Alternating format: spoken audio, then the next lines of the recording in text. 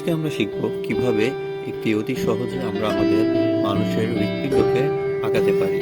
So এর জন্য প্রথমেই আমাদের যে কাজটি করতে হবে তা হলো, আমরা জানি হৃৎপিণ্ড দুইটা ভাগে বিভক্ত, একটা লেফট সাইড, রাইট সাইড।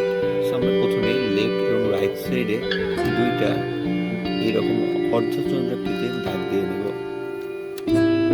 তাহলে আমাদের মোটামুটি ওপরের অ্যাট্রিয়ামের কাজ শেষ, অর্থাৎ অলিন্দর কাজ শেষ। এবার আমরা ভেন্ট্রিকলের বাইরের পোর্শনটা নেব। এর জন্য আমরা নিচে একটা এইরকম বাঁকা আকৃতির একটা দাগ দিব। ঠিক সেমভাবে আমরা বাম সাইডেও ওইভাবে একটি দাগ দিব, যাতে করে আমরা দাগ দেওয়ার সময় খেয়াল রাখতে হবে যেন আমাদের দাগটা একটা মোচাকৃতির মতো হয়, কারণ আমরা জানি আমাদের হার্ট একটি মোচাকৃতির মতো। সো আমাদের এটাকে আমরা ভার্টেক্স বলি, এই কারণে আমাদের একটু সতর্ক থাকতে হবে যাতে আমরা ভার্টেক্সটা ঠিক মতো আঁকাতে পারি। এরপরে আমাদের কাজ হবে ভেন্ট্রিকল আঁকানো। সো প্রথমে আমরা বাম ভেন্ট্রিকল আঁকালাম, এরপরে আমরা ডান ভেন্ট্রিকল আঁকাবো। আঁকানো যখন শেষ হয়ে গেছে, এরপরে আমাদের কাজ হবে পালমোনারি আওয়ারটা। এর জন্য আমরা ডান ভেন্ট্রিকল থেকে আমরা আমাদের পালমোনারি যে অ্যাওয়ারটা আছে সেটা আঁকাবো। আঁকানোর সময় আমরা এইভাবে দেখানো হচ্ছে, এইভাবে আঁকানোর চেষ্টা করব। তারপরে আমরা আমাদের বাম ভেন্ট্রিকল থেকে অ্যাওয়ারটা আঁকাবো। অ্যাওয়ারটা আঁকানোর সময় আমাদের অবশ্যই লক্ষ্য রাখতে হবে অ্যাওয়ারটা যেন বাম ভেন্ট্রিকল থেকে যে একদম পালমোনারি ধমনীর নিচ দিয়ে যায়, কখনোই ওপর দিয়ে যাওয়া যাবে না, তাহলে আমাদের অঙ্কনে ভুল হয়ে যাবে। এরপরে অ্যাওয়ারটা আঁকানোর সময় আমাদের আরও দুইটা জিনিস লক্ষ্য রাখতে হবে, সেটা হচ্ছে অ্যাওয়ারটা যেন মাথার দিকে আমরা তিনটা শিরা রাখি, এই দিকে আমাদের রক্ত প্রবাহিত হবে। সো এখন আমাদের অ্যাওয়ারটা আঁকানো শেষ। এরপরে আমাদের পালমোনারি যে আমাদের ধমনী আছে সেটা আমরা কমপ্লিট করলাম। এরপরে আমাদের দেখতে হবে নিচের দিকে, অর্থাৎ ভার্টেক্স হৃৎপিণ্ডের ভেন্ট্রিকলের নিচে আমাদের ইনফিরিয়র ভেনা ক্যাভা অর্থাৎ নিম্নমুখী মহাধমনী, এটা আমাদের আঁকাতে হবে। খুবই সিম্পল, দেখো জাস্ট আমরা দুইটা দাগ দিব, দিয়ে এরকম একটা শিরা আঁকাই ফেলবো। তারপরে আমাদের একই সাথে আমাদের ডান অলিন্দর সাথে আমাদের থাকবে ঊর্ধ্ব মহাধমনী অর্থাৎ সুপারিয়র ভেনা ক্যাভা, তো সেটাও আমরা আঁকিয়ে ফেললাম।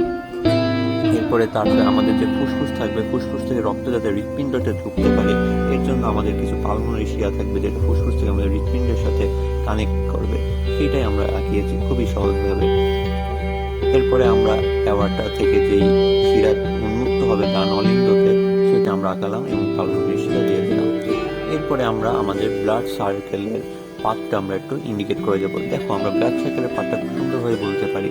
ব্লাড আমাদের ইনফিরিয়র এবং সুপারিয়র ভেনা ক্যাভার মাধ্যমে প্রথমে ডান অলিন্দে আসবে, এরপর অলিন্দ থেকে ডান ভেন্ট্রিকলে যাবে, ভেন্ট্রিকল থেকে আমাদের পালমোনারি যে অ্যাওয়ারটা আছে সেখানে যাবে। সেমভাবে আমরা যদি বাম দিকের খেয়াল করি, বাম দিকেও সেমভাবে আমাদের কাজটা করবে। পালমোনারি শিরার মাধ্যমে বাম ভেন্ট্রিকলে আসবে, ভেন্ট্রিকল থেকে সোজা বাম ভেন্ট্রিকল থেকে অ্যাওয়ারটাতে প্রবেশ করবে। এইভাবেই আমাদের সার্কেলটা চলবে। তো মোটামুটি আমাদের হার্ট আঁকানো সম্পূর্ণ। এখন আমাদের কাজ থাকবে আমাদের বিভিন্ন হার্টের পোর্শনগুলো অর্থাৎ সেগমেন্টকে আমরা নামকরণ করব। এর কারণেই আরেকটা জিনিস রয়েছে, সেটা হচ্ছে এখানে আমাদের কিছু কপাটিকা আছে, যেমন বাম ভেন্ট্রিকল এবং অ্যাওয়ার্টার ভিতরে থাকে, তারপরে ডান ভেন্ট্রিকল এবং পালমোনারি অ্যাওয়ার্টার ভিতরে থাকবে। এইভাবে আমরা কিছু কপাটিকাগুলো অ্যাড করে নেব। তারপরে আমাদের কাজ হবে এগুলোকে ইন্ডিকেট করা।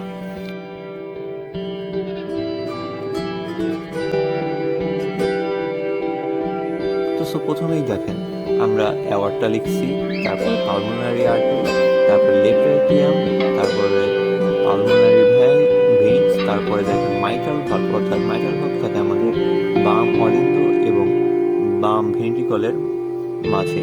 এইভাবে আমরা প্রত্যেকটাকে আমরা ইন্ডিকেট করছি।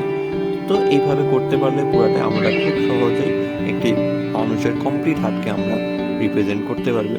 আশা করি আপনাদের কাছে সহজ লেগেছে। ধন্যবাদ।